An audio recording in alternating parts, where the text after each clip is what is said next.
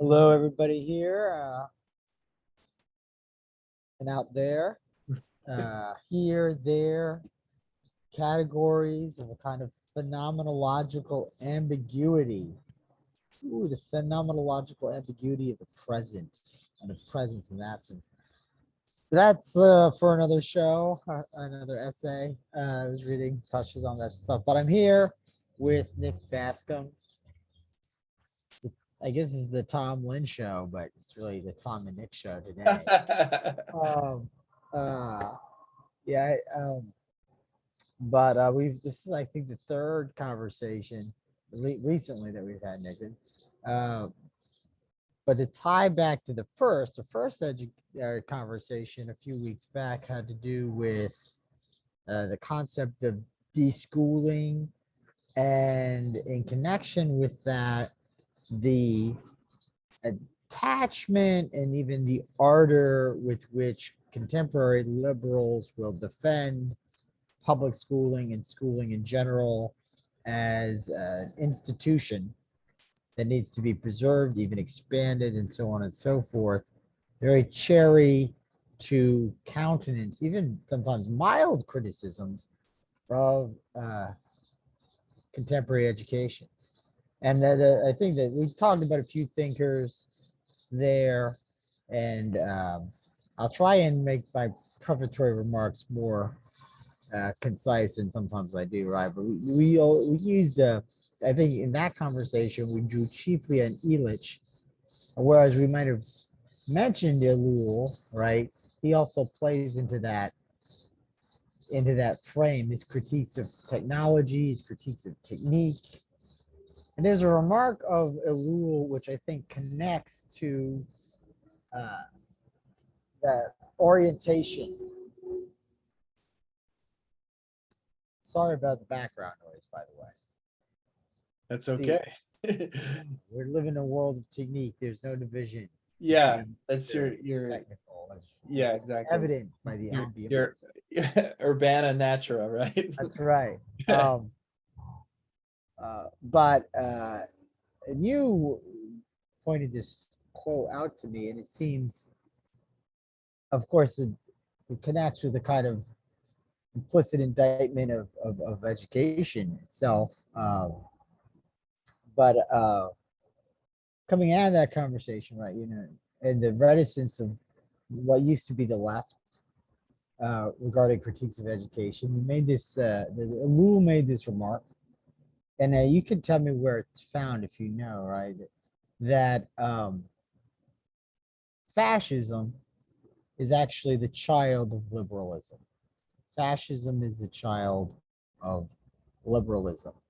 And I think maybe this is a useful point of departure for our conversation today. And it builds upon what we talked about in the first episode, and it also builds upon what we talked about in our other conversation, technology, technique, and so forth. And maybe you could sort of go from there, or you have some thoughts about that. Yeah, I think it was from a review that quote comes from some of Ellul's writings on personalism and things like that. I think it's from a review. I don't know if it's from a collected work.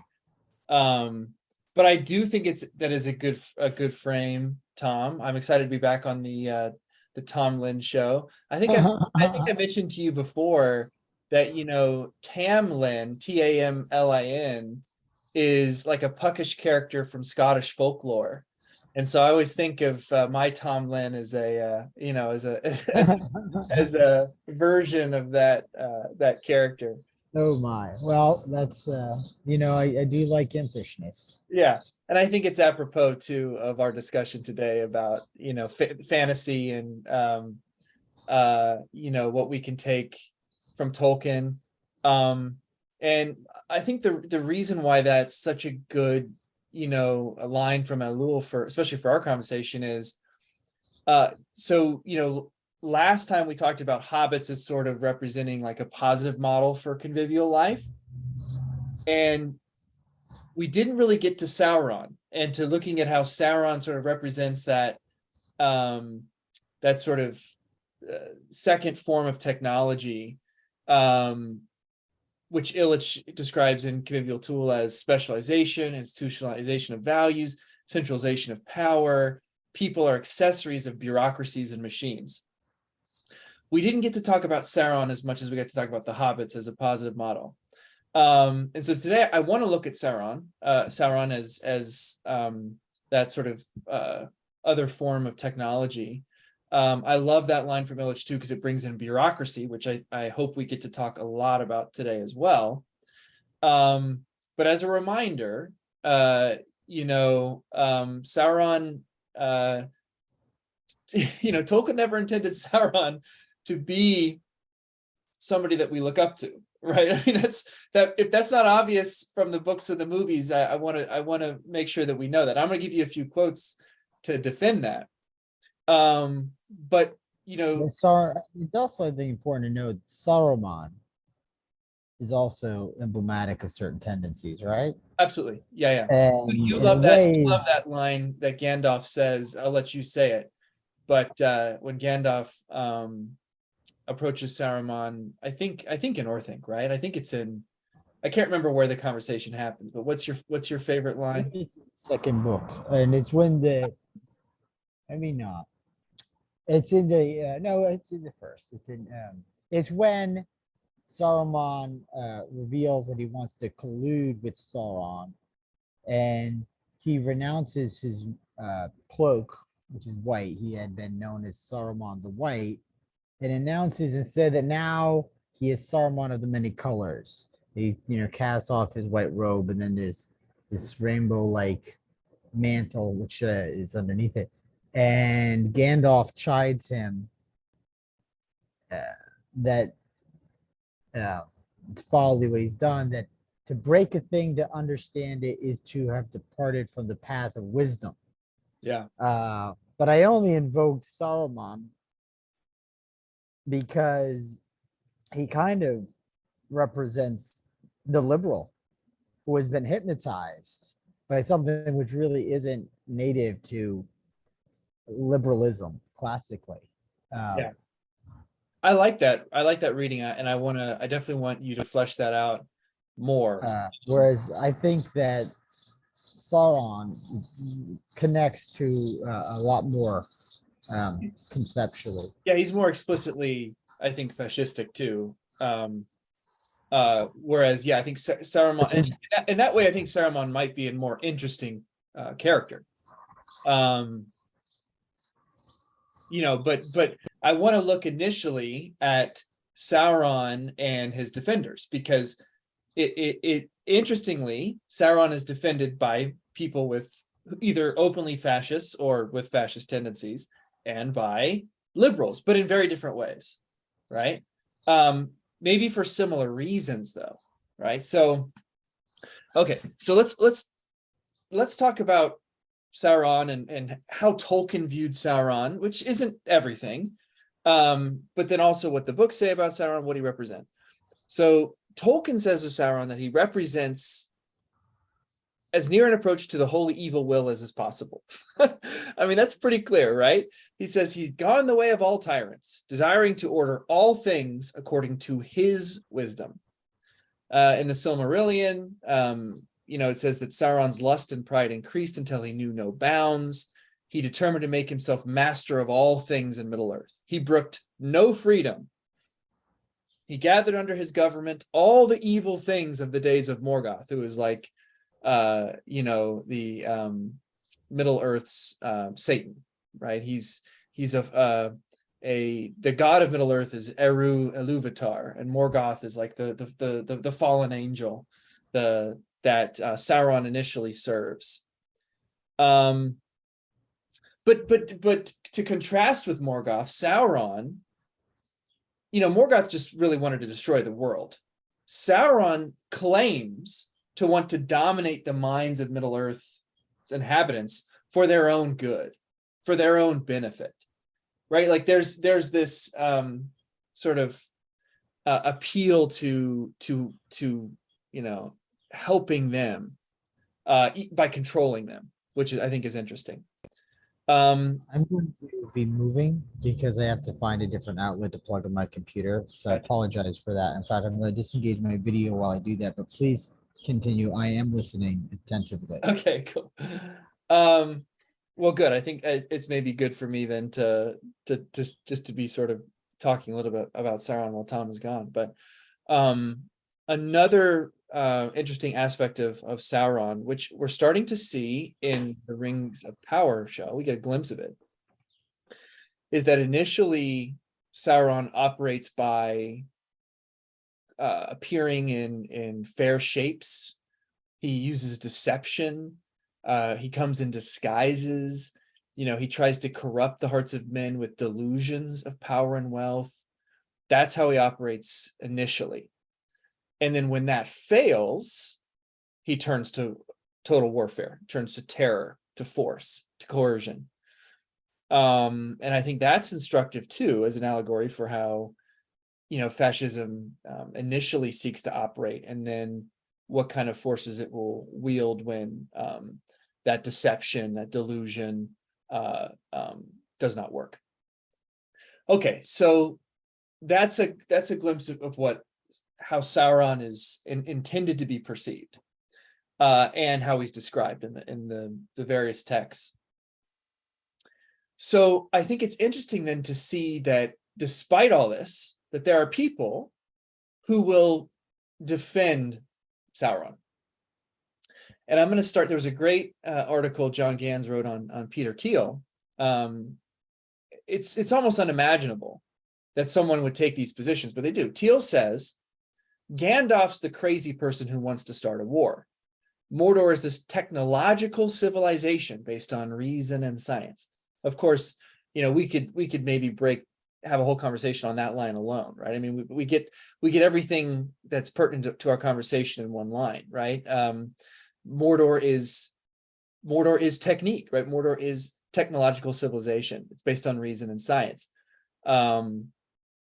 That's obviously, Thiel's defining in a very narrow way here, ignoring a whole bunch of other aspects of it. And the framing is interesting too, right? That when forces arise from Mordor, sort of seeking to destroy Middle Earth, to oppose them is to start the war, right? That's sort of an old tactic, right? Yeah. But it's no surprise then that Thiel would say that he no longer believes that freedom and democracy are compatible. I mean, it makes sense that someone who looks at Sauron as a positive model, and who looks at Gandalf as a mystic and a warmonger, that he would find these two things to be incompatible, freedom and democracy. It's no surprise, right? Thiel believes in, as Sauron does, custodial dictatorships, that you can fix things for capitalism's sake, for civilization's sake, that you need to sort of take, I guess this is kind of the whole idea behind effective altruism, right? But that's a whole other can of worms that we probably don't want to get into. I think the connection here that I want to make too. Arrogance is. Yeah. Well, I told you before, palpable. Tom, that I wanted to bring in a lot of Graeber today. Well, this seems like by the way, Yeah. apologies again for having to make that transition. So but yes, so I think the other thing that's relevant, and I think it's a good way to initially start talking about some of Graeber's ideas, is that Gans still, or Thiel is still a Lord of the Rings fan, right? I mean, just sees it in a completely different way, and he ends up naming his companies after objects from the Middle Earth legendarium, right? So he names one company Mithril, which has a complicated history, and is maybe less worth discussing as his other company, which is Palantir. I think that's the more interesting one. right. That's right. Yeah. Well, they're both tied into military industrial iterations, right? Yeah. But mithril armor, or actually, it's not actually the armor proper. It's a particular um, form of metallurgy. It's a metallurgical outcome. It's an alloy. Mithril is an alloy, Yeah, as I understand it, wrought by the elves of extraordinary resilience. It's light but resistant. exactly. I imagine his company, Mithril, is, I don't know what they do, but I'm guessing that they're tied into military contracts. Or Yeah, maybe it could also possibly be some kind of digital security, um, so-called, firm. yeah, And then Palantir, that is really the more interesting, right? Because the Palantirs are the stones of seeing. yep. And And maybe you can elaborate upon that. yeah, stones of seeing, and they're analogous to what in our world are surveillance devices, and Sauron uses them this way, right? Sauron uses them to spy, to conspire, to manipulate. There's that great scene in the Two Towers when Pippin, I think it's Pippin, has to be, grabs the Palantir because he's just so enthralled by it. And of course it's, Sauron then takes hold of him. Pippin can't even release it. And everyone in the room, Aragorn and Gandalf, they all have to help him drop the seeing stone, and Gandalf, as he usually does, chides Pippin for being a fool. But yeah, there's surveillance devices, and that's what Thiel specializes in. He's been instrumental in expanding surveillance, data valence. He openly advocates for using surveillance tools against America's enemies, foreign and domestic. It's the connection's pretty obvious, and so I want to read actually a fairly robust section, but I think it from Graeber, but I think it ties into so many things, Tom, that we want to talk about, that we've mentioned already in our previous conversation on education, or on just Illich in general. But yeah, I think it's really important to talk about, because when we talk about technique and technology, as we have, and especially when we adopt Ellul's framing, which is that it sort of requires little direction. I think there are certain expectations maybe that we would have about technique, is that or technologies, that it would sort of in a way, I think we would say that it should be sort of evolving at a greater pace than it is. Graeber looks at technology and says, why, we envisioned flying cars in the 80s. We've already passed Back to the Future day, where we go forward in time in Back to the Future 2 to, what is it? I think it was 2015. Right? We've waved bye-bye to that. We're past even the future envisioned in Blade Runner, the initial one. I think that's 29 set in LA in 2019. We've sort of blown by these moments in science fiction where we imagine a certain kind of development of technology. And so Graeber looks at that and says, okay, we do have technology proliferating, but it's of a very different sort than we, I think, envisioned, at least in our sort of, at least in the science fiction, or in our broader, consciousness here. So let me read a little bit from Graeber, and then we can pick off from wherever you want with this. But Graeber says that there's a darker possibility at play. A case could be made that even the shift into R&D on information technologies and medicine was not so much a reorientation towards market-driven consumer imperatives, but part of an all-out effort to follow the technological humbling of the Soviet Union with total victory in the global class war. That's something we're going to come back to, but I do want to reiterate it, that Graeber's really good at looking at global conflicts, and seeing how attempts to sort of win this bid for global superiority how those trickle down into the ways that we organize our societies. So I do want to emphasize that initially here.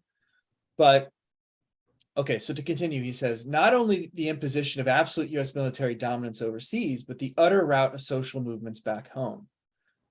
The technologies that emerged were in almost every case the kind that proved most conducive to surveillance, work discipline, and social control. So this is where I think Graeber starts to differ a little bit from Ellul, in that Graeber sees sort of a technocratic class, a managerial class, sort of, directing the development of technologies to suit their purposes, people like Thiel.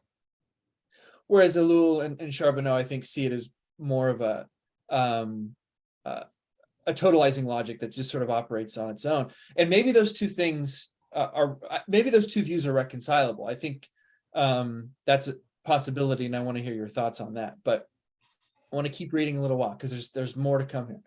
This is a great little paragraph from Graeber. He says, computers have opened up certain spaces of freedom, as we're constantly reminded, but instead of leading to the workless utopia Abby Hoffman or Guy Debord imagined, they have been employed in such a way as to produce the opposite effect. Information technology has allowed a financialization of capital that has driven workers ever more desperately into debt, while at the same time allowed employers to create new flexible work regimes that have destroyed traditional job security and led to a massive increase in overall working hours for almost all segments of the population. I know you have other ideas in which, these computers and other kinds of internet technologies have, even if they have opened up certain spaces of freedom, have closed way more. But that's another point of contact that we can come back to. But to continue, he says, along with the export of traditional factory jobs, this has put the union movement to rout and thus destroyed any real possibility of effective working class politics. One last point of connection here. Meanwhile, despite unprecedented investment in research on medicine and life sciences, we still await cures for cancer or even of the common cold. Instead, the most dramatic medical breakthroughs we have seen have taken the form of drugs like Prozac, Zoloft, or Ritalin, tailor-made, one might say, to ensure that these new professional demands don't drive us completely dysfunctionally crazy. Illich would say, to add on to that, and then we'll talk, Illich would say that the medicines that we get to are designed to improve attendance and efficiency, not just to keep us sane in a sort of an insane work environment, but to improve our productivity, so to speak. So I imagine there's a lot in there, Tom, that you want to talk about. So you tell me. I mean, there is an awful lot. I mean, the first point here, or the first major point, is his saying that the development of the trajectory of technological development, in his view, is not directed merely by the suggestion of market forces, but an expression of an effort to consummate the class victory over the Soviet Union. So that's kind of a very kind of peculiar reading of the collapse of the Soviet Union from where I'm standing. If he's understanding by the Soviet Union the agency of the proletariat being compromised, whereas the West represents the ascension of the bourgeoisie. I don't think that the realities map so neatly onto the actual historical reality. But that could almost evolve into a kind of a quibble.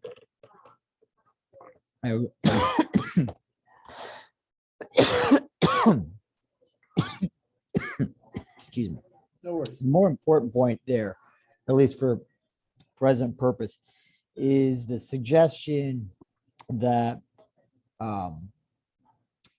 he's basically suggesting that technological development is more or less instrumental, that it is secondary, it derives from other priorities, whether those priorities be the market forces or whether those priorities be the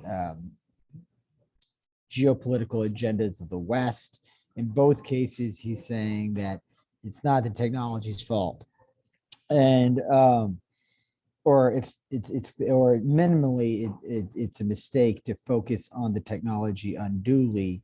He's not wanting to grant that there is a logic within the technological itself.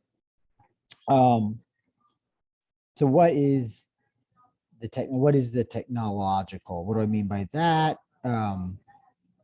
And it's not just a technology, it's not just a machine or this technique or that form of organization. It is an ensemble which is drawn together with the notion of efficient resolution of problem.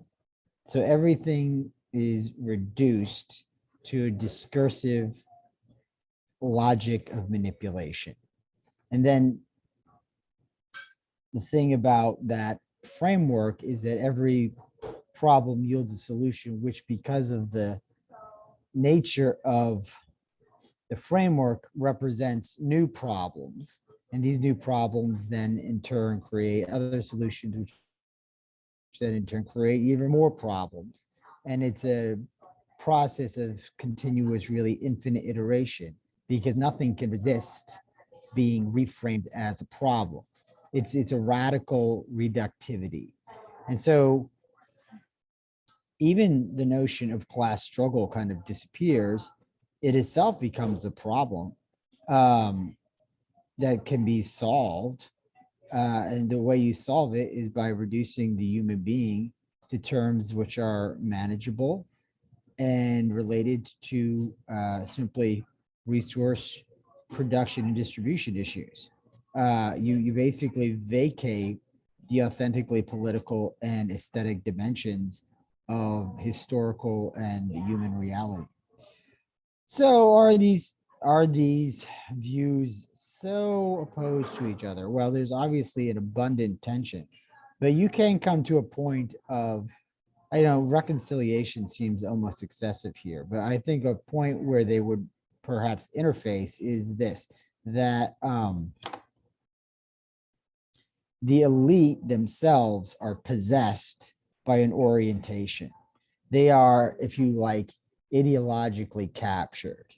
So on one level, they are sort of driving the levers of the machine. But in fact, the machine is what is determining how they drive those levers, right? So in a sense, and this happened in both the Soviet and in the American case, and it really wasn't a question of the technology. It was really just a technical question of which of these systems produces the most efficient relationship to the technology. And so it could be said that the reason the Soviet Union collapsed was because it wasn't adequately obeisant to the orientation of the technological. So, uh, in my view, Graeber is not appreciating the extent toward which the idol, IDOL, of la technique or the technological possesses the orientation of managerial and elite classes, and us as well, right, in a way that fundamentally informs their decisions. And they're really not even, in my view, conscious of just how incredibly possessed they are by this logic. I mean, that's a lot right there, right? Then you can get to the But let me pick up on but that, Tom, just while it's fresh in our minds, because I don't want to yes, leave it and then come right. back. Because Mhm. there's a so and again, I do think that Graeber is sometimes internally inconsistent, as much as I think that each of those ideas is interesting in their own right. I think even as we move through this one collection of essays and the Utopia of Rules, sometimes there are some ideas that are equally enlightening, but maybe in tension with each other too. But so in keeping with what you're just saying, though, later on he has a passage where he talks about Otto von Bismarck and relates it to sort of well, let me read it, and I think it maybe lets us see that he has maybe Graeber even has a slightly more nuanced view on this, but I think there's a combination of direction and then also the orientation, Tom, that you're talking about that takes place in this piece. So what Graeber's doing here is he's sort of recounting Otto von Bismarck's a bunch of, you know, adjustments that he makes when he comes to power. And Graeber argues that it was in reaction to socialist electoral success in 1878 that Bismarck bans the Socialist Party, trade unions, leftist newspapers, sort of the direct actions that you would think, you know, people would do, but that those proved ineffective. And so when that proved ineffective, what did Bismarck do? Well, he created a top-down alternative to the free schools, workers' associations, friendly societies, libraries, theaters, and the larger process of building socialism from below. Now, how? What are the alternatives? What do they look like? Well, these took the form of programs of social insurance, free education, pensions, and so forth. Much of it watered down versions of policies that had been part of the socialist platform, but in every case carefully purged of any democratic participatory elements.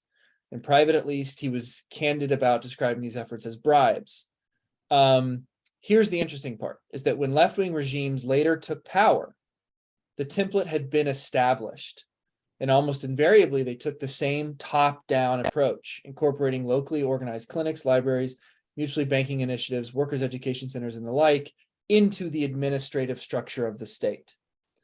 So I think there's a little bit of both going on there, but I'll let you react to it and see what you think, whether that's a departure from his previous idea, consistent with it, if you find anything interesting about that passage. You know, I guess he's just reading there. He seems like it's not inconsistent, but he's just as I heard that last part, what he's saying is that you had Bismarck, who is just sort of not even an ideologue. He's just a politician, wants to manipulate the people and is willing to bribe them, you know, provide them with a kind of golden calf to supplicate, not supplicate, but you know, to mollify their discontent. And then when the liberals come to power, it sounds like that it's just mere inertia, which is responsible for the continuation of the authoritarian frameworks which they had inherited. And, you know, okay, so there's a bit of that. I can't say that that's completely absent of merit as an analysis, but honestly, I think that the liberals aren't that innocent. Okay. All right. They I think, and I mean, this is a problem. This has been a problem on the left from the beginning. Even if we go back to the French Revolution, it's a problem. Yep. Where there is a vision of an ideal society, and then a frustration that not everybody is on board with the program. Mhm. And so we're just going to have to just sort of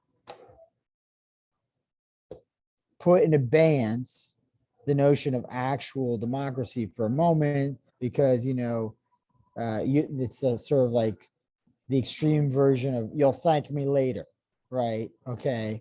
Yeah. See, to like be authentically involved in a process of emancipation, you have to, and here Paulo Freire might be useful in his Pedagogy of the Oppressed. You have to accept that you cannot liberate anybody, maybe yourself. Okay, but that's it. All right, even that's debatable. The liberation of the oppressed has to be undertaken by the oppressed. And I mean, you have to have a faith that they will actually do that. It is an act of faith. And faith is something which doesn't fit well into a universe which has been mesmerized by the potency of technological orientation. The technology gives a sense of certitude, efficiency, result. And so this temptation actually feeds very nicely into the temptation, the messianic temptation of the left's initial vision to bring about a new world free of various iniquities, et cetera, et cetera, et cetera. A world of actual justice. But what's forgotten in the process is that it's not up to you, right? Yeah. It's up to people to lead their own lives as they see fit.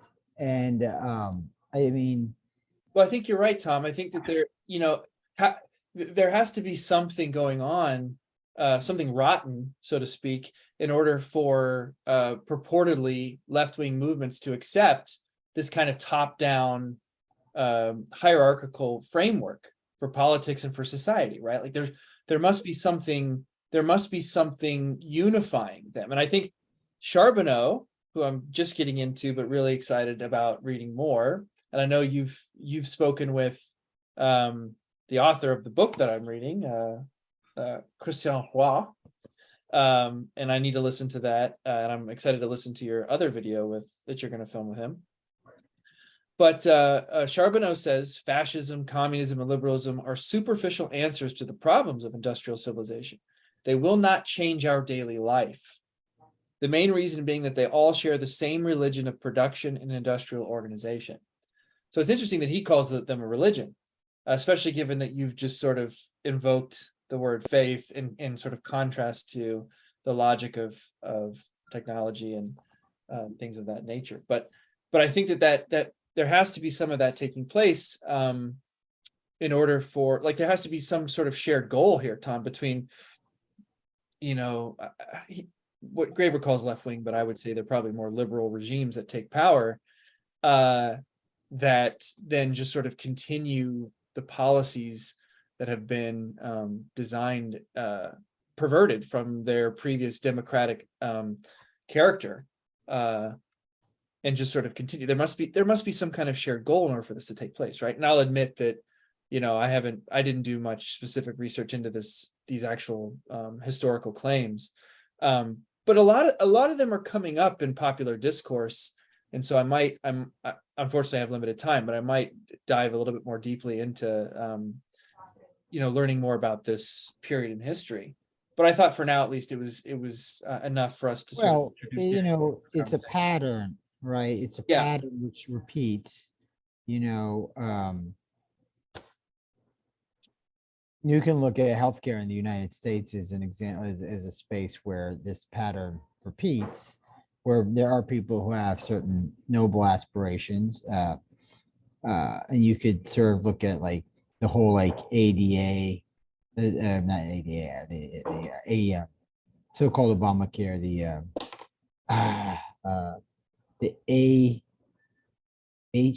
how was it went, the American Health Care Act, or the thing under Obama, I can't remember the actual name of the legislation, the radical reform,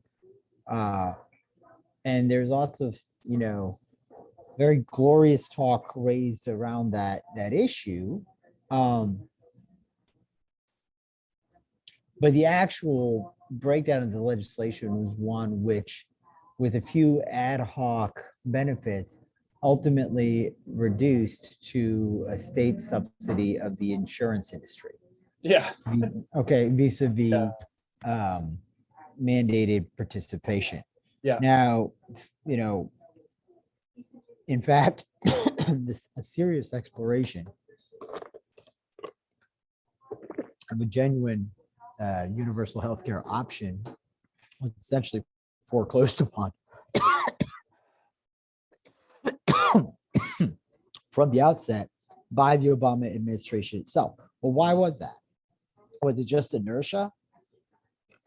I don't think so, right? I think there was a sense that And I find myself in an ironic situation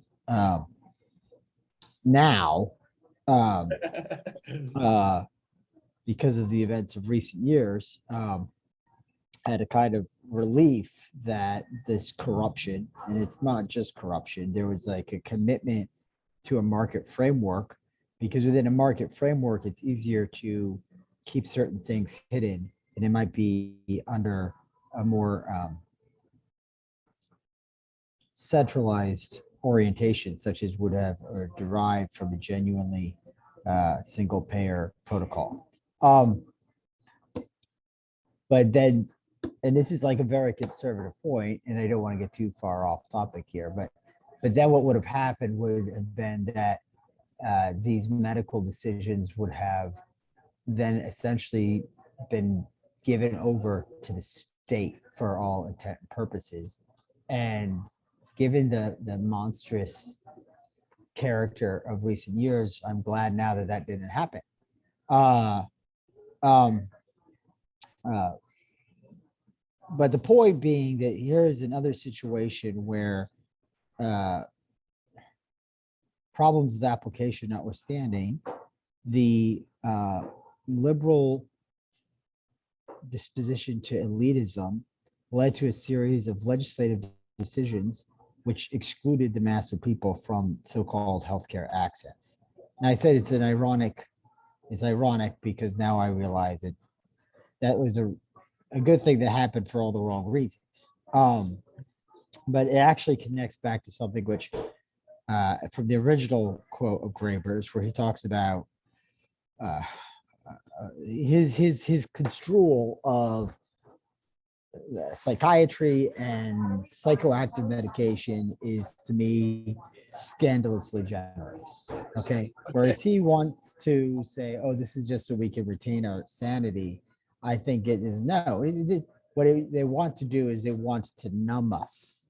That is not sanity. They want to anesthetize people to the realities of their oppression and the circumstance that their discomfort and their anxiety and their depression and affliction is the outcome of the conditions of their society. Sure.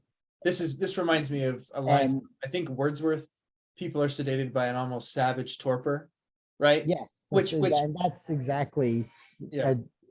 I mean, I would go further even than that. Okay, because I'm vehement in my contempt of psychiatry, and but that's a whole other conversation. Let me It's not to say that it exemplifies the technological orientation and indicates how human beings are enfolded within a technological paradigm to become themselves subject to engineering. They're being chemically modified to serve the directive of efficiency, as you yourself said. Yeah. So one thing I was gonna add, maybe, I don't know. Well, I was gonna say that in general too, I think what we underestimate is how much the demands of capital determine our pathologies. You know,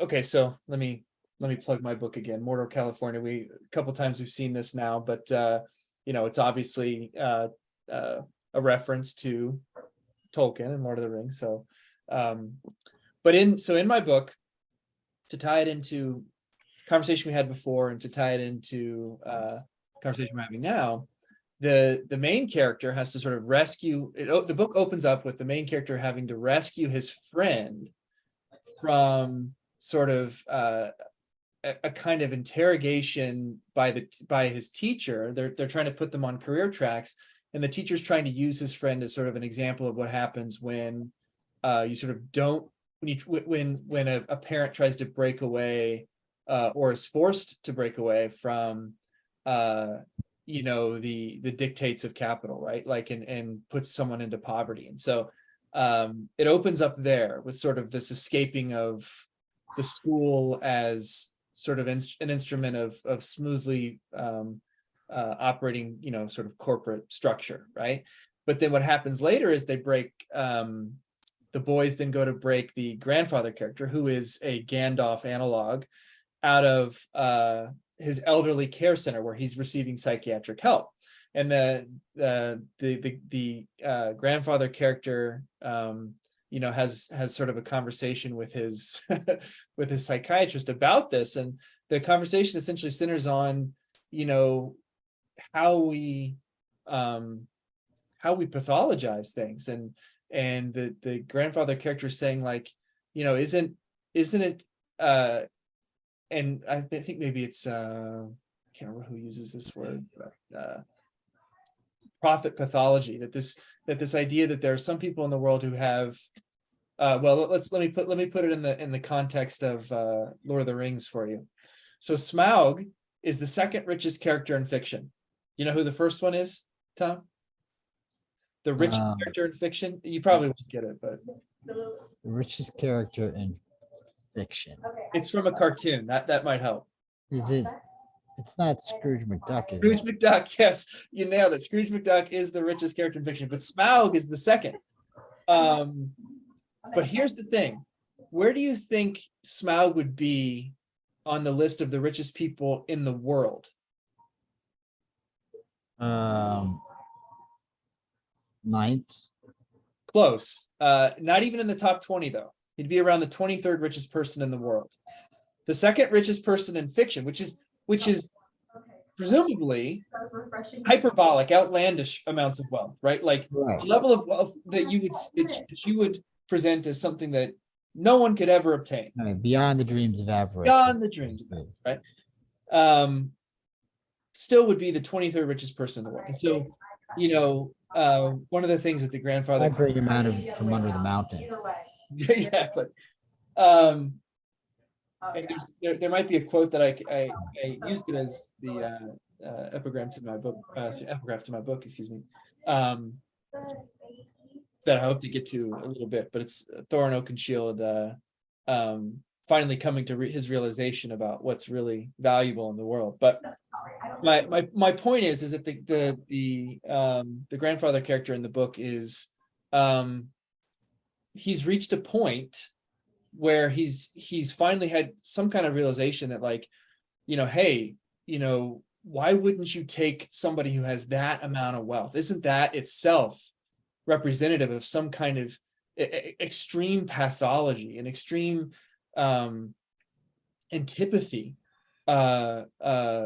antisocial behavior, something that you would want to correct? But we don't. We valorize it, right? Why do we valorize it? I think it's part of what we're getting at here, right? Which is that, well, we valorize it because it's that level of wealth sort of greases the wheels of technique in lots of ways, right? Like it's our way of sort of honoring the initiatives of technique, but just to say that they're all these things are intimately connected, I think. And I was proud of myself that even before I'd really gotten into a lot of these ideas, that I'd understood them on a level. When I started writing this book, a long time ago, I understood them on sort of a visceral level, what's happening, right? And then once you get into Ellul and Charbonneau, you start to see these ideas surfaced and connected in really powerful ways.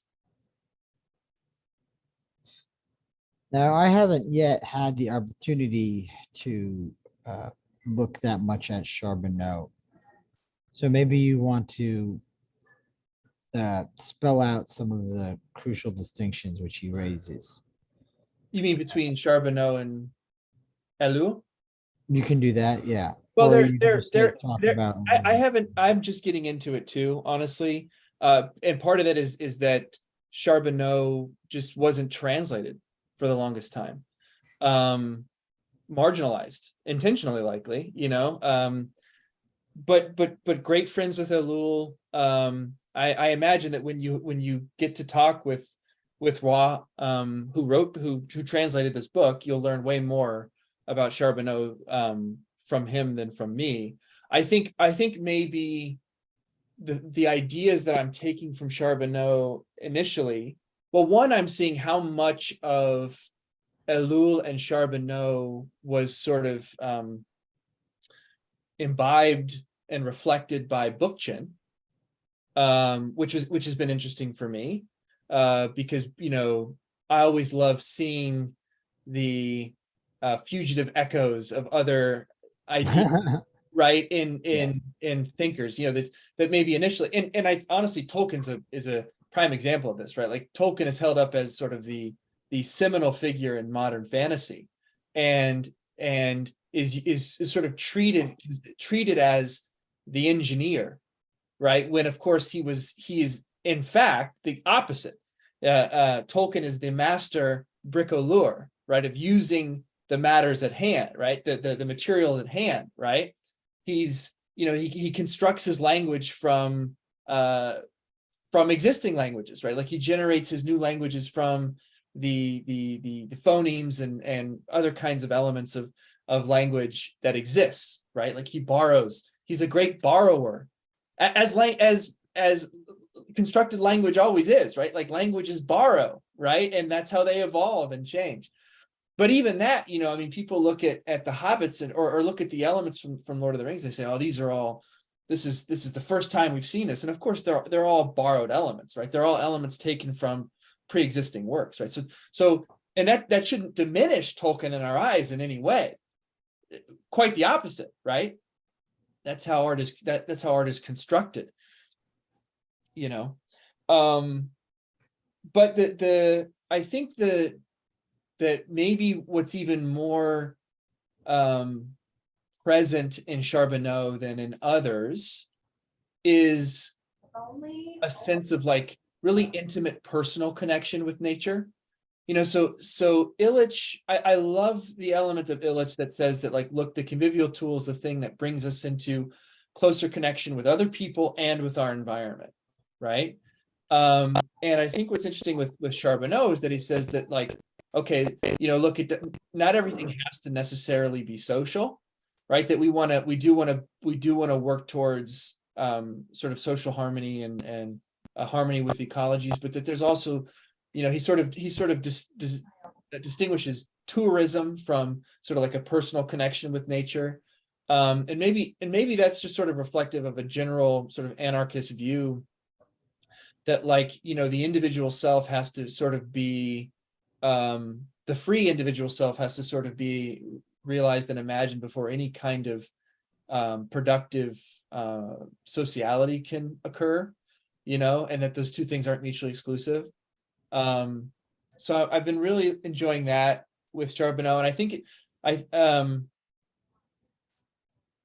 maybe too the idea, maybe I'm getting this from Charbonneau, maybe from others, but this idea of the unplanned, the spontaneous, that comes from Ellul a lot. It's hard to sort of tease them completely apart, Tom, because they were close friends, and I think well, cross-pollinated a lot, and so I think I'd have to do much more of a deep reading to get some more comparative analysis there. But I don't think that's even necessary, right? Yeah. Because they're working with ideas that have a life of their own, and these ideas will connect with each other naturally apart from whomever is giving them voice, which is also why you could have residences across millennia, not just between two people who knew each other, right?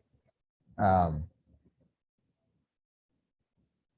in your book, is there you sort of talked about the anecdote with the grandfather and the indictment of how diagnosis is connected with the imperatives of production, et cetera, right. But is there another theme there that to which you'd like to give voice, or which you think is germane to the present conversation? Well, I mean, okay, so by and large, the main theme is sort of, it's a quixotic quest in my book, right? Like there's no, yes, I've been thinking about this a lot lately, especially, I tried to have this, my son was sick the other day, and so we were all worried, and I was trying to have this conversation with my mother-in-law and my wife, and my mother-in-law actually ends up becoming, I wrote her into the book because she's such an interesting character. She becomes a character in the book.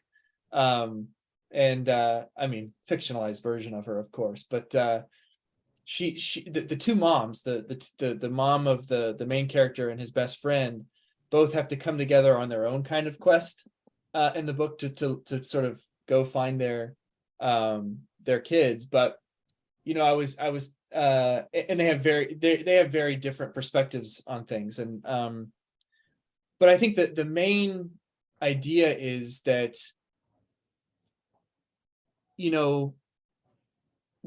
I don't think that in our world, Tom, as omnipresent as these forces of technique and the imperatives of capital and I don't think that it's possible to have one magic act of defiance confound our doom, and the thing is in this book is that there is no magic ring. The ring is just the ring that the main character takes is an engagement ring because his father's gonna ask this horrible woman to marry him, and the son is like, okay, this will destroy everything. And so his idea is he's going to take this ring and he's going to throw it into some Mount Doom that he's imagined exists in California.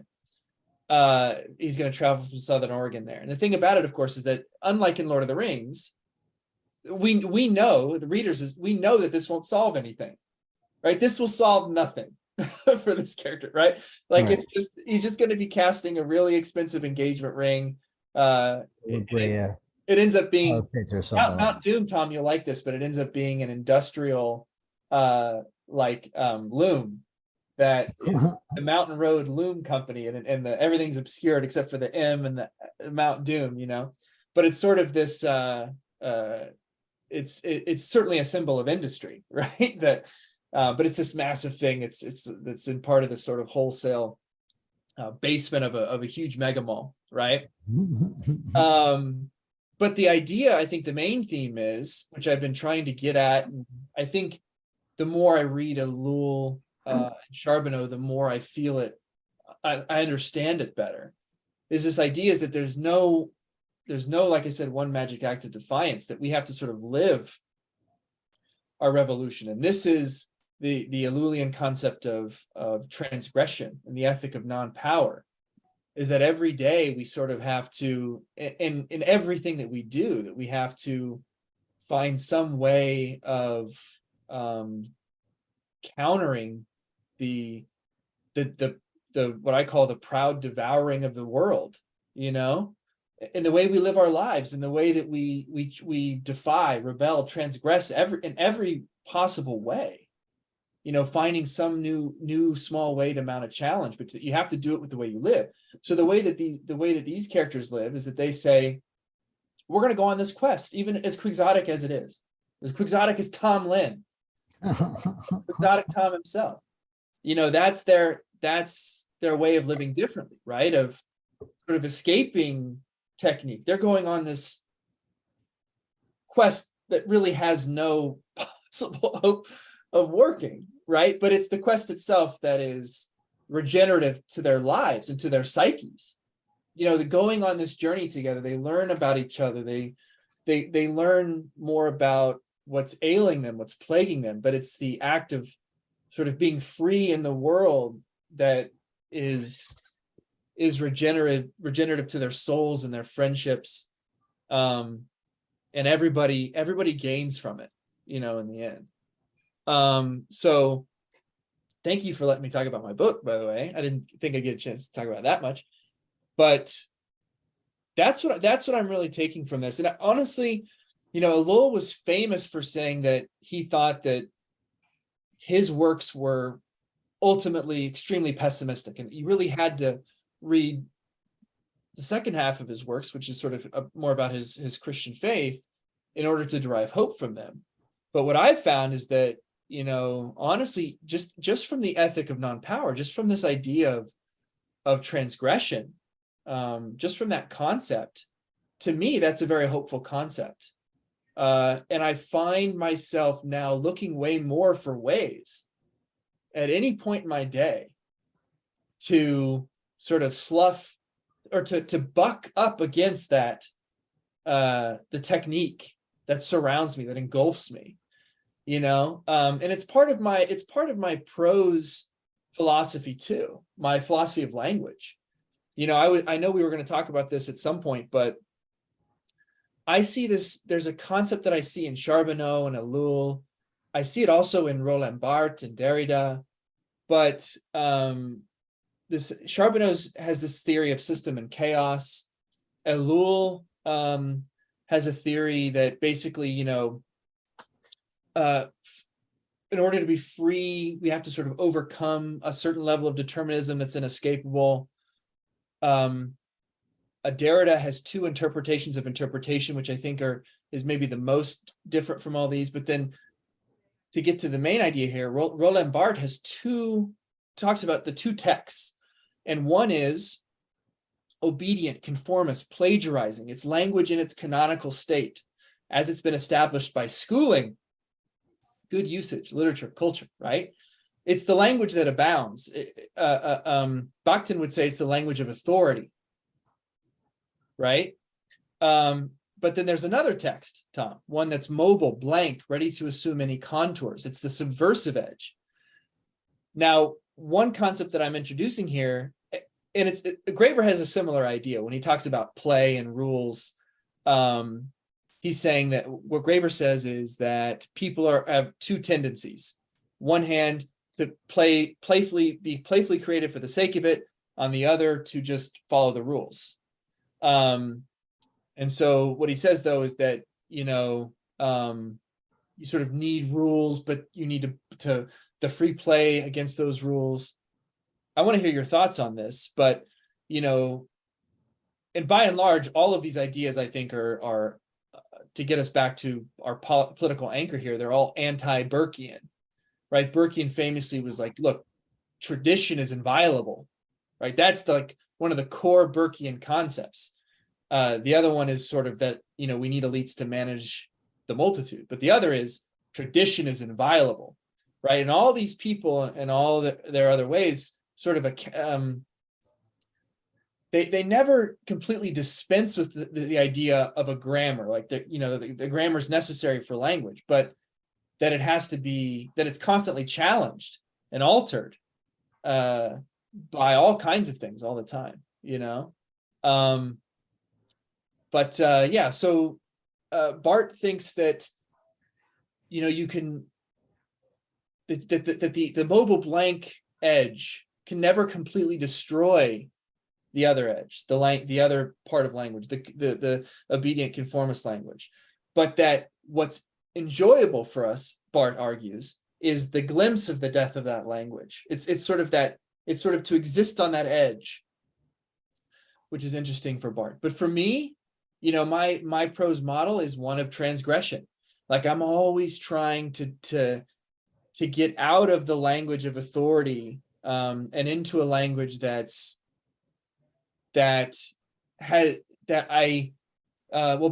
I think, also says something interesting, which is that, language possesses a worldview, right? And so I want my language itself to reflect this worldview of different, where different things are valued, where it's not just, I don't want to value the efficiency of you reading this page as quickly as possible. I want you to savor what's happening here. I want you to find bliss, not just pleasure, but bliss in the language. I want you to be swept up in the words. I want you to read and reread. And, that's my goal, right? Is for it to be so, not just dense for density's sake, but to be delicious, but yeah, there's a lot there. I want to let you, I know I've been talking a lot in a row, so I want you to see if there's anything there that you want to pick up on. I mean, broadly, my sentiments are simply sentiments of accord. The import of language is difficult to exaggerate. It really, um, and it is component to why I feel we need to be almost militant in our rejection of the ascendant discourse around artificial intelligence and these uh, technological modalities. Because following Bakhtin, right, that frame of articulation has a worldview that is profoundly anti-human.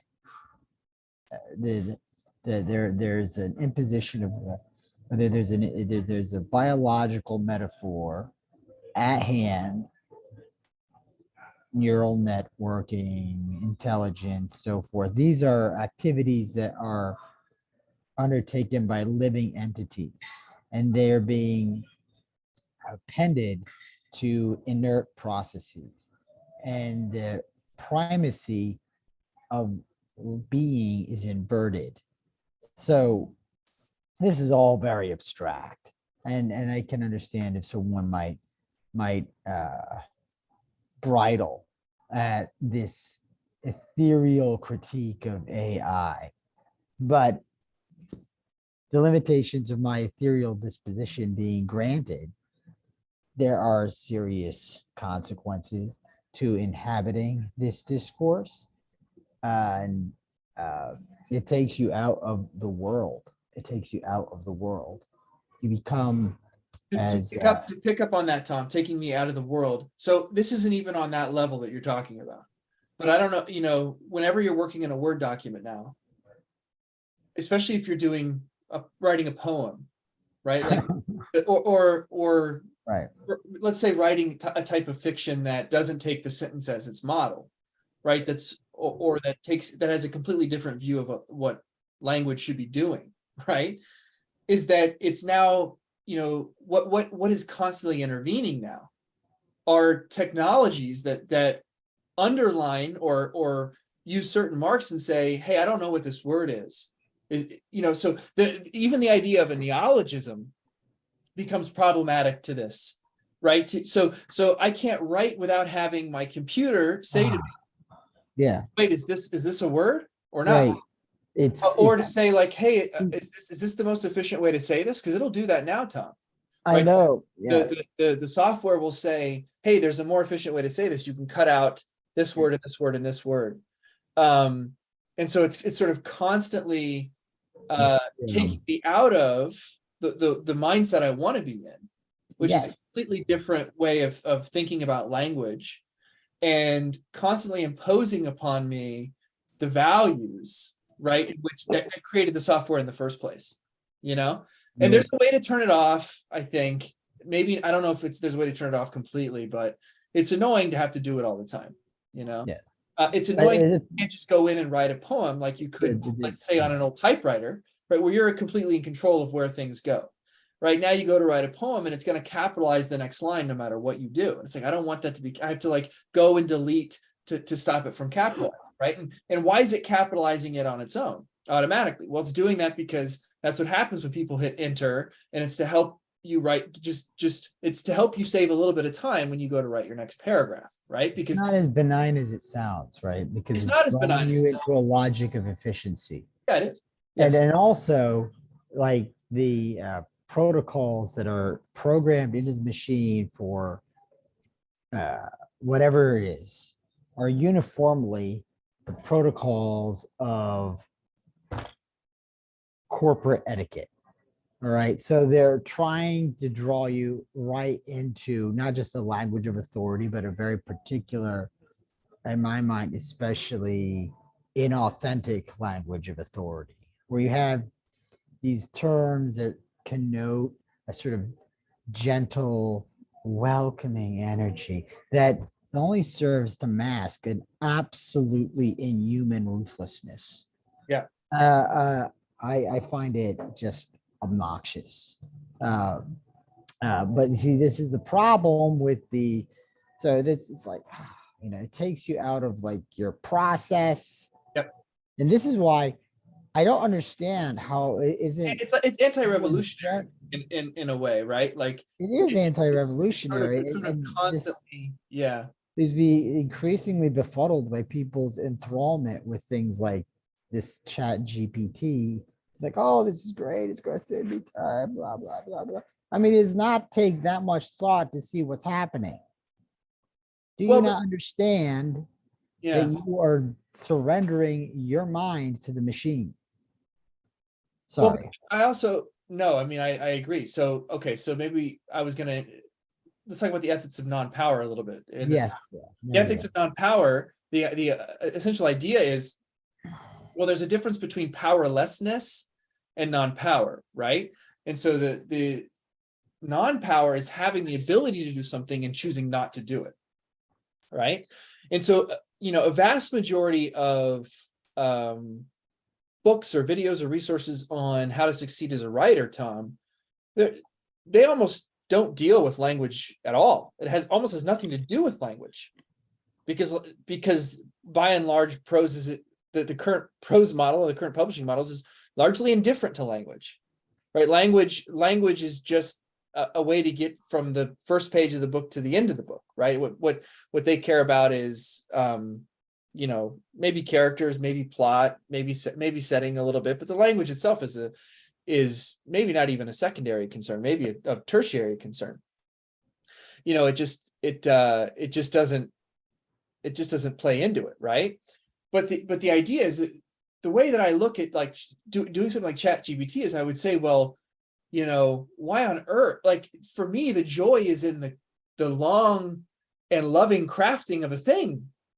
Like that's where I get my joy from it, right? And so just like I would say, like, hey, look, I don't want to write this type of book. Maybe this type of book would be a type of book that I could sell maybe a certain number of copies, that I could obtain a certain level of prominence or whatever. The ethics of non-power would say, even if you have the ability to do that, you should not do it if it sort of countervails the larger value system or the larger goals that you have for what you want to get out of your art and how you want that art to interface and interact with your view of human sociality, right? And so with Chat GTP, I would say is that I have it has absolutely zero appeal to me. Like I just don't know, I think once you have a certain value system, the idea of Chat GPT it just seems completely superfluous. Like I just don't know. I find it repugnant. It's repugnant too, but for me, it's like I just don't know why it exists. Like it has I have no use for it. You know what I mean? It's an interesting question to explore. Self-defeating, I think, and it's yeah. But we can sort of like look at the project of which ChatGPT is a particular instance and say, well, what is this project trying to do? Yeah. And what this project is trying to do is replicate. Even look at that word, replicate. Just like listen to that word. It just sounds creepy when you say replicate. It wants to replicate human intelligence, right? Yeah. I mean, the replicant, okay? As you say, it recalls Blade Runner. And even, it's just so, right? But that is what they want to do. They want to replicate human intelligence, and implicit in that, or really it's not even human intelligence. They want to actually replicate intelligence abstractly in a format that is subject to discrete imperatives. Yeah. So what is behind that drive? It's a mimicry. It's a mimicry of mimicry, and that's what's and we could go down all kinds of pathways here, because J.R.R. has some interesting ideas on mimesis and things like that. But there's it's interesting because it also recalls how Thiel is a student of Rene Girard, right? And he's like, what is he like? He's like the he stands in as like this ideal sort of corrupt disciple of the master. You know, Right. okay. Yeah.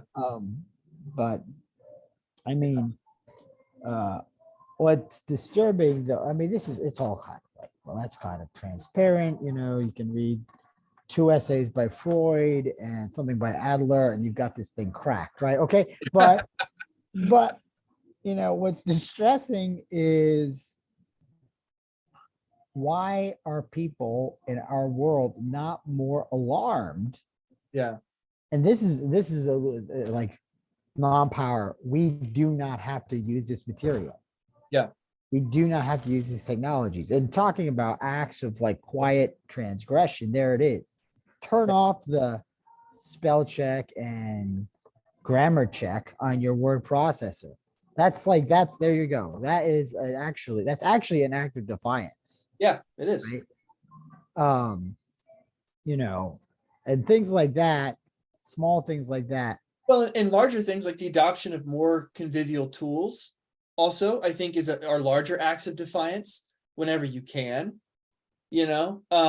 But they're also, you know, so I think what happens is there's a tension a lot when it comes to ecological devastation, to say accurately that our individual choices actually play a very small role in the destruction of the world, because by and large it's determined by massive fossil fuel companies who have immense amounts of power and leverage in our global political system. And so the individual choices we make are sort of, you know, my argument is that they're important. So I'm going to get to that, but the thing is that it's easy to see how, against the immensity of the devastation that fossil fuels wreak upon our planet every minute of the day, to say, well, you know, whether or not I recycle this one thing is going to make very little difference. But the thing is, we have to reclaim a certain kind of individual and social power to combat that. And we already know that the system is rigged to, you know, the system is set up in a top-down format that is designed to diminish the revolutionary value and potential of those actions, right? But we've got to build from the bottom up. And that, so as much as it might seem just completely irrelevant, is that each small act of defiance builds into a sort of a life way, a way of living and interacting with other people. And that the idea is that hopefully it spreads. You know, it's one of those things that people begin to adopt and to see the value of. I don't really know how else to combat it. I don't, you know, like I said, it seems to be that one magic act of defiance. I think that's crucial. That Yeah. You don't want to valorize a single act. But I'd also say I would frame it a little bit. Well, it's not incompatible, right? But you have to, I think, avoid the temptation to apologize for this orientation with the kind of utilitarian calculus, right? You can't say, well, they're all going to add up and eventually that's going to shift the terms of the scale. Well, maybe that's true, but that's really not the point. Right. Yeah. And you sort of were getting at this with the locution life way. Yeah. Right. You are making decisions in your life as to the nature of reality. Your decisions are statements of what counts as true. And even if you end up a complete failure and everything goes to pot, the one thing that cannot be taken from you is that you made these sets of decisions saying, no, this is what is true. Yeah. Right? I don't care how powerful the sorcerer is and the illusion which he is casting. Yep. There is a voice of the true within you. Yeah. It is sufficient. Exactly. But you have to be willing to die for that. And I know that's not easy, but that's what actually constitutes the heroic. Yeah, that's the whole argument of this book, right? Is that the heroic is in the undertaking of an impossible quest, right? That it's just the journey itself, right? The choosing to live sort of outside the bounds of that totalizing logic of efficiency. You know, Be I agree with you. I inefficient. agree with you, and I think I'm responding. I think you're right to sort of check me on the sort of the utilitarian logic. I think you're right that you have to sort of. It's hard, I think, to move past that lens or Yeah, to remove it. And I think I was more responding to sort of this idea that people tend to shame others, and part of it I understand, because part of it is about creating a market of like individual responses to climate change, right? To like to just perpetuate the same logic that creates all the problems of ecological devastation, and to turn climate or green politics into sort of just a series of products that an individual purchases to absolve themselves of a certain level of guilt of operating within the system, right? And so that I understand that critique, but I'm sort of reacting to the way that sort of people then use that to shame people for taking maybe this kind of quixotic approach that some might say to living, and saying, well, look, I mean, the problem is you've got to end fossil fuels, and it's like that's true, but the question is, like, you know, there's more at stake, number one, but two, it's that, like, look, the old ways are not the way the mechanisms that you're trying, they're failing because they all emerge from the same logic that creates the problem, right. right? It's the logic of the machine. Exactly. So you have got to find a way of attacking this problem that's outside the logic of the machine, you know? And that's what we're looking for, right? That's where our ethic of non-power comes in, and how we try to live convivially, you know, a little bit to draw closer, right, to ourselves, to each other a little bit more every day. And I think you're right that even independent of whether or not it actually works, there's a value in that, right? But I think it's our best shot. Yeah, I mean, the other thing is on that point is that the discourse, the dominant green discourse, because it's formulated by the logic of the machine and the market and so on and so forth, actually is increasingly coming to believe deeply false. Yeah. What it does is it actually obscures what the true roots of ecological difficulty are. They kind of fetishize fossil fuel emissions as the problem. Right. Now, don't misunderstand me, okay? But because I'm not saying that isn't an issue, Yeah. but it's actually almost tertiary. You know, That is its most significant symptom, but it's yeah. Not actually giving rise to the invention of new ways of life and living that are the actual remedy to the problem, which is actually kind of a Bookchinite, Yes. not tact, right? Well, it's also Charbonneau. This is what I'm saying, is that this is where I think I hear more of Charbonneau, and maybe they came to the ideas independently. I don't know if Bookchin was able to read Charbonneau in the original French, perhaps.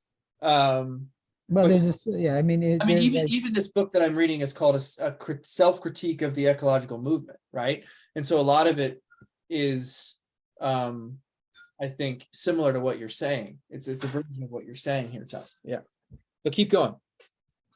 Well, that was about. I mean, the pith of it. You know, it's a set of lack of a better word, sort of spiritual decisions. I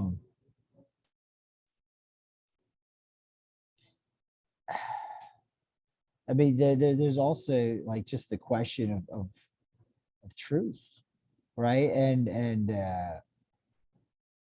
reclaiming the importance of truth. You know, as a category. Understanding by that word that it's not just a question of what is correct. Is what is true is greater than what is correct. It's not just. It's just not moving beyond that which is mere facticity. But that should almost go without saying. Yeah. But yes, I do think that though that Bookchin and Charbonneau are pointing the way to a different way of thinking about ecological problems, that I think understands the source of the issues more so than maybe more superficial takes by environmentalists. I even actually wrote a piece on this a couple of years ago for Wild Earth Guardians when I was clerking there, doing some legal clerking there. But it was, I had just, one of my professors, well, I actually wasn't able to take a class with this professor, but he just written a paper called The Poverty of Theory.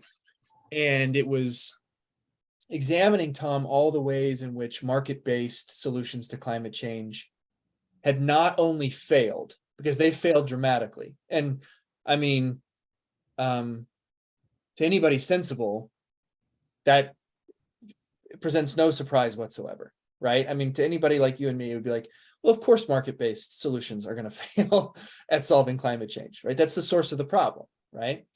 But the issue that my professor was getting at is that not only have market-based solutions failed to mitigate climate change or climate chaos in any by any metric, they've also obscured, plenty of other plausible alternative choices and approaches that we could take to the problem. Right now, my critique of the paper was that the paper was still sort of looking at it within the logic of the machine and still not fully reckoning with the ways in which our current sort of political system is so anti-democratic and so captured by a managerial elite who control things in a sort of a vast impenetrable bureaucracy,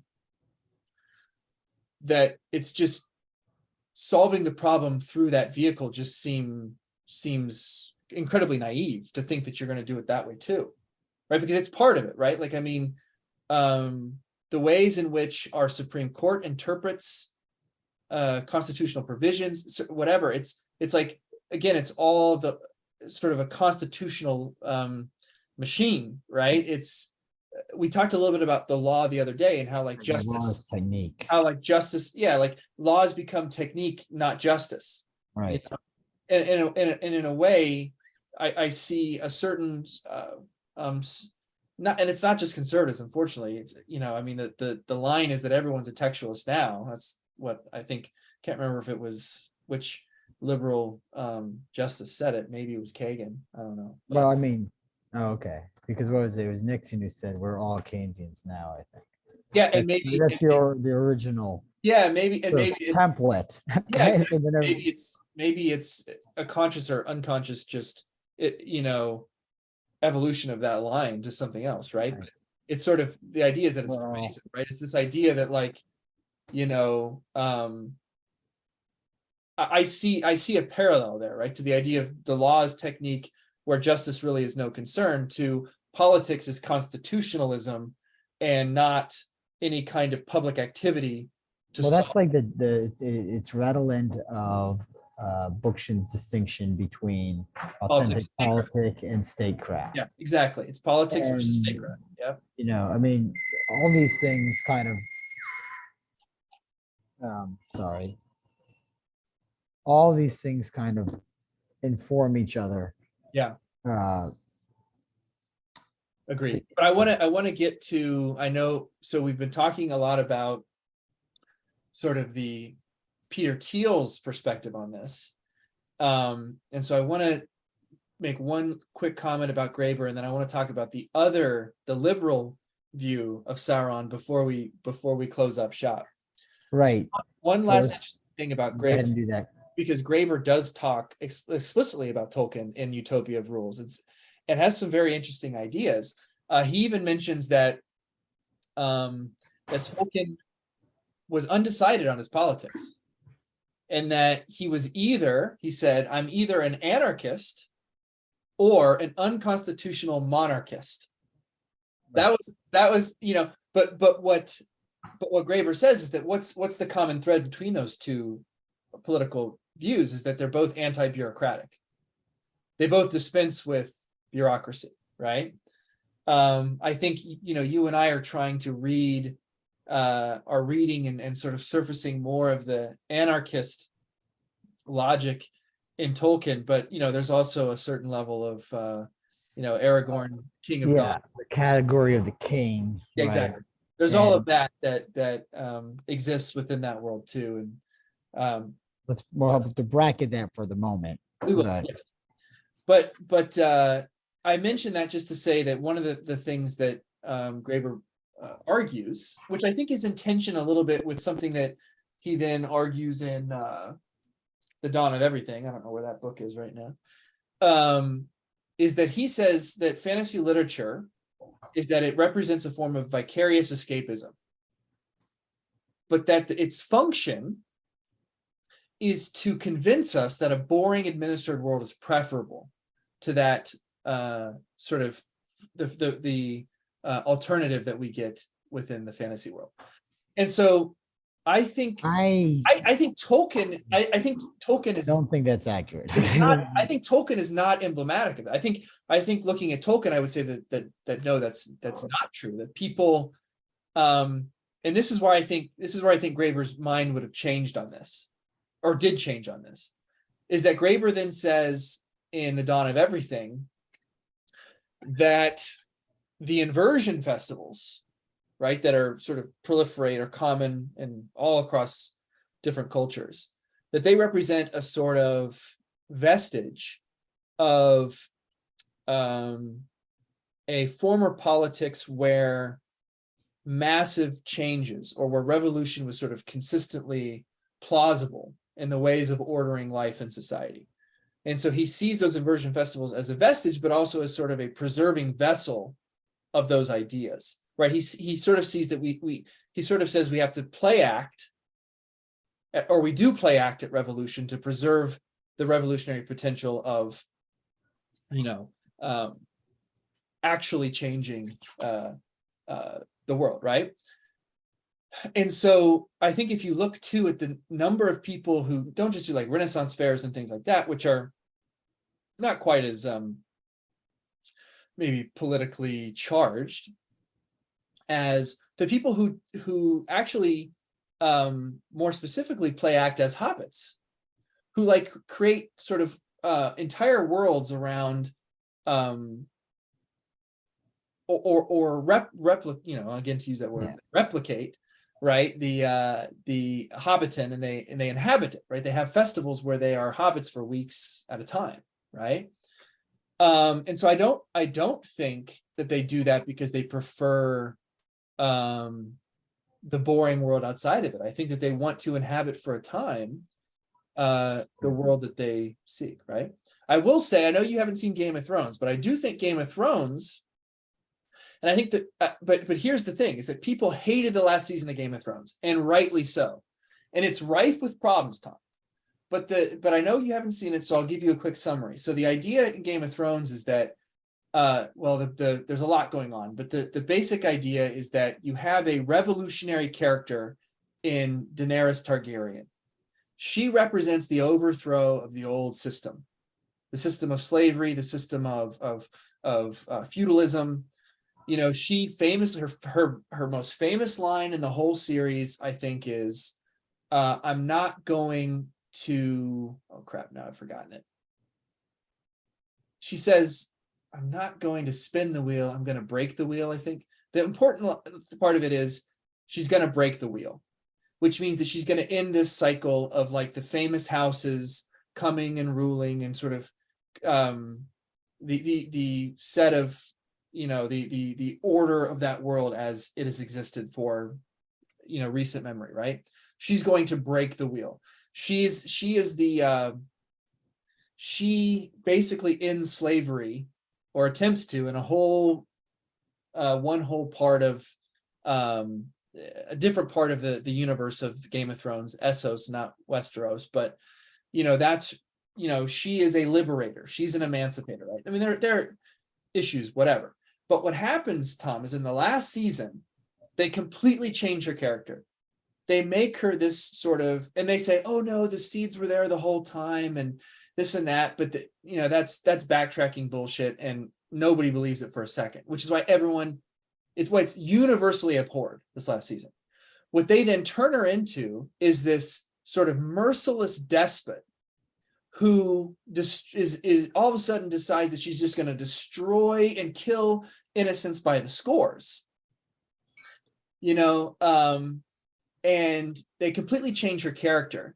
And the final scene, Tom, is a group of 5 or 6 people going into a room where they will make decisions for an entire kingdom of people.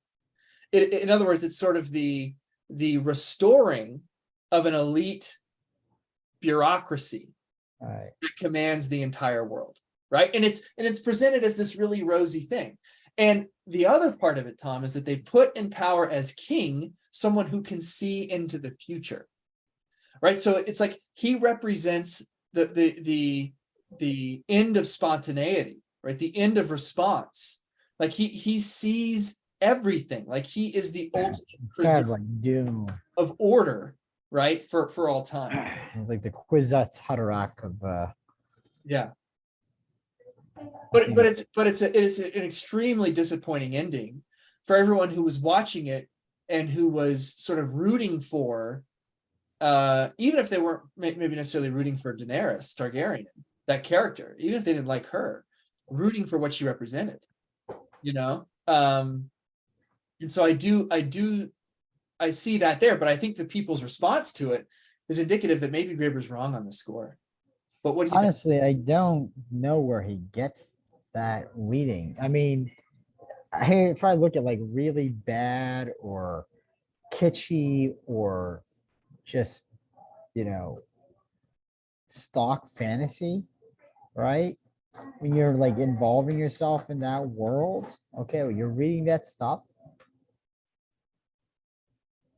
it's not, it's prima facie a more inviting universe than the one we're inhabiting. Yeah. So I don't know where he gets this. I mean, obviously, if you really think about it, oh yeah, it would really suck. You don't have light bulbs and okay, and stuff like that. Okay, yeah, right. Okay, whatever. That's not the point. That's not the point. Yeah. Right. The point is that the magicality of and the plausibility of chivalry and honor and other sort of orientations, all these facets of a forgotten world, okay, are brought back to life in a way that doesn't seem, I mean, the fantastical, I just think is this rhetorically preferable to the present. So, I mean, the argument would not be that it's an argument for that it could be a kind of problematic release, so that you end up diluting revolutionary impulses because people are cathartically gratified by the experience of these impulses vis-a-vis fantasy. And maybe that's an argument. Maybe you can make that argument, but I don't think at any point. There's another common argument among leftists too, which basically, to me, it's taken on a far too cynical tone. But I guess the initial idea is a good one, is that any type of there's this really broad cynicism though of any kind of artwork as revolutionary themes that it reduces that art must necessarily reduce those themes to an aesthetic that is subsumed within the broader logic and aims of the market or a technique or whatever it might be. Yeah, that's nauseating. Yeah, and so it's like it comes from Fisher, I think, is where it originates. And there are certain moments where the critique applies, right? So I think it was AOC wearing an Eat the Rich dress to the Met Gala, You know, I mean, it's like, okay, that's obviously like not, that's obviously risible, and you know, I get making fun of that, but then people then say like apply it way too broadly to where they seem incapable of believing in any kind of artwork that can affect and influence people for the in any kind of positive way. You know, it's like, oh no, well, not if you sell it in the market. You know, it's like, well, you know, what are the ways there to dispense it? And you know, Bart, I think, does a really good job of saying that, okay, yes, that can have really negative effects on how people generate art. That the two sort of sides of the book are, it's you know, what does he call it? Here a mercantile object, here a divine something, you know. But yeah, it doesn't have to completely innervate it as it can act despite, not because, exactly. right? Yeah. You have to take the gamble, right? Exactly. You have to. There's no alternative. I mean, the alternative is quiescence, which is a sort of surrender. And when one of my poems, I say silence is the song of empire, you know, art is amour.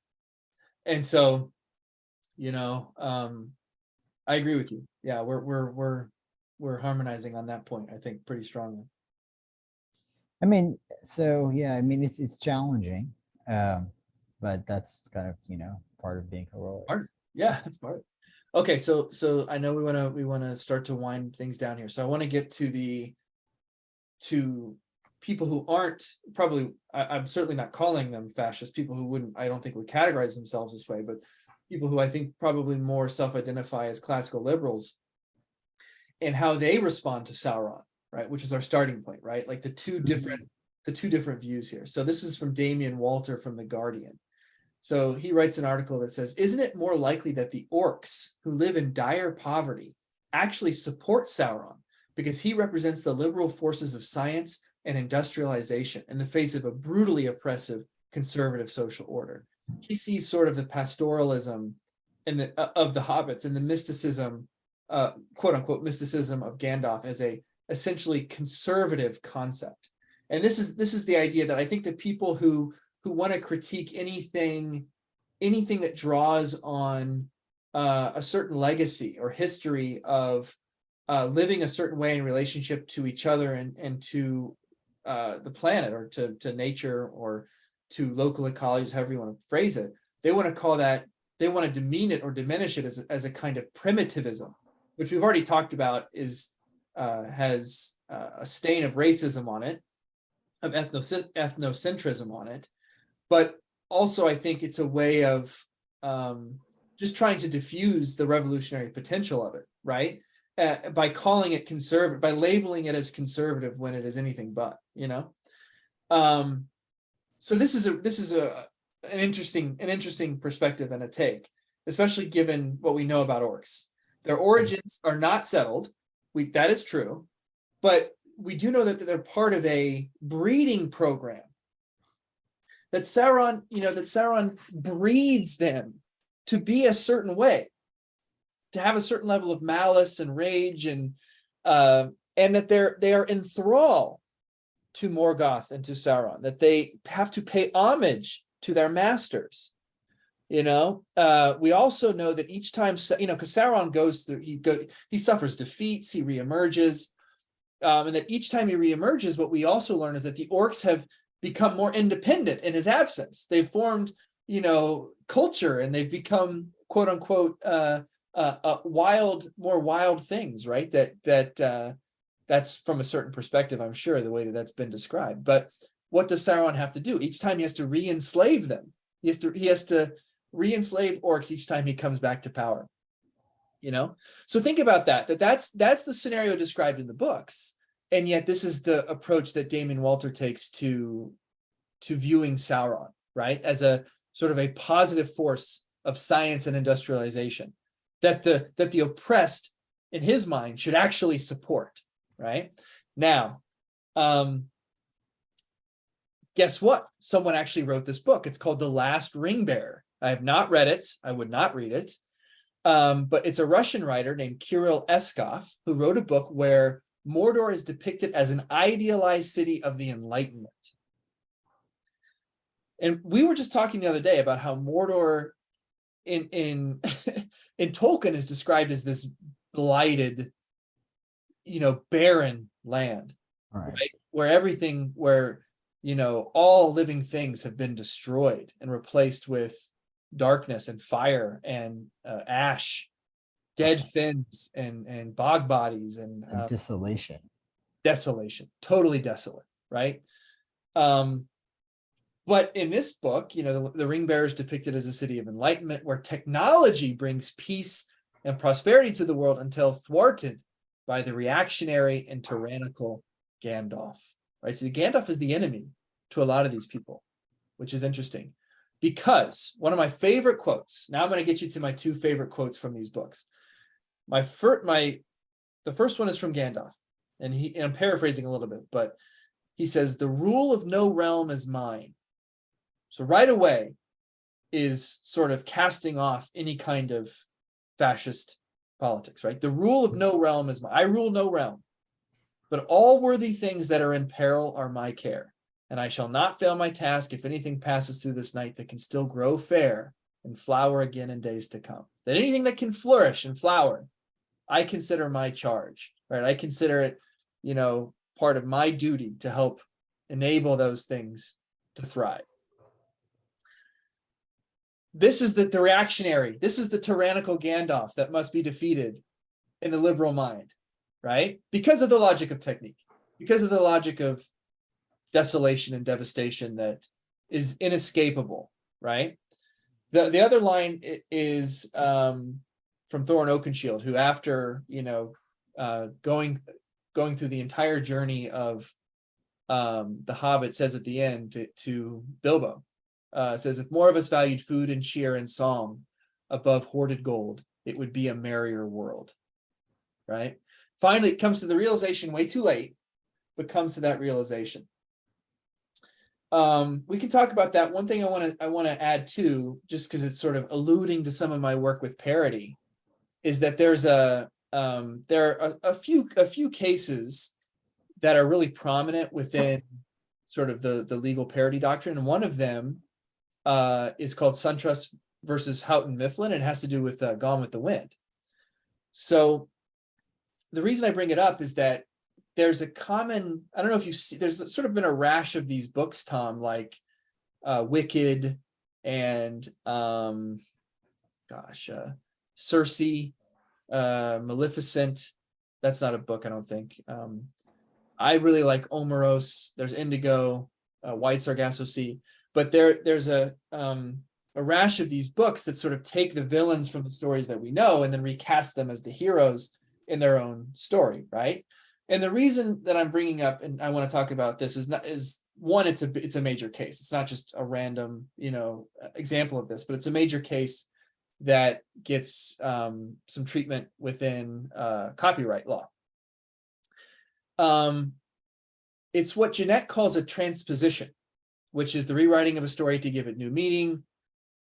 And in Gone with the Wind, all the Black characters are either relegated to the background or they're treated as ignorant, indolent, insolent, all essentially possessed of only negative qualities, right? And in the Wind Done Gone, in the Wind Done Gone,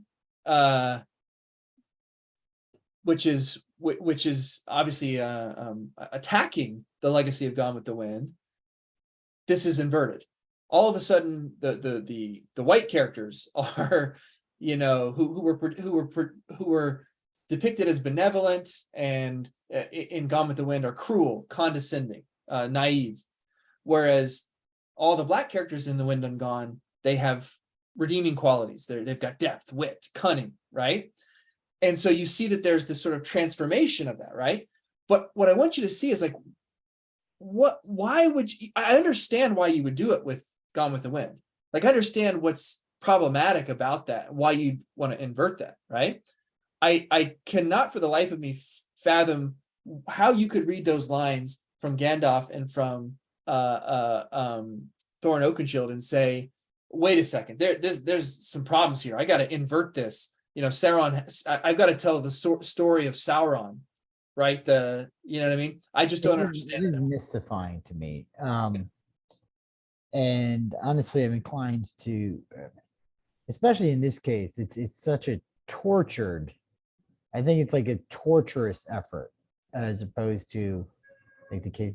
But unfortunately, I am pressed upon by material factors that say that we have to wrap it up here. Okay. Well, one thing is that I hope at some point we can talk about Charles Mills' The Wretched of Middle Earth. Yeah, well, we can do that next Orcish time Manifesto. because then that sort of will also occasion a discussion of inversion and so forth, right? Exactly. And that's why I was saying I wanted to mention this at the end of our conversation because I thought it was a nice talk about parity. Yeah, I thought it was a nice lead in to maybe talking about the Orcish Manifesto. Yeah, and because them, okay, there I do see the possibility, like you said, for redemption, right? Because that, and even there's a distinction between Sauron and Morgoth and the orcs, right? Right. But for again, another day. Yeah, unfortunately, yes. I'd rather, try and, but, we live in a world, it's a context, we have to deal with finitude and facticity, time and space. All right, sir. Well, look, we'll leave it there for now, and we'll take this up hopefully maybe next week or very soon in any event. Sounds good. Thanks, Tom. Thank you, Nick. All right. Bye, everybody. Bye.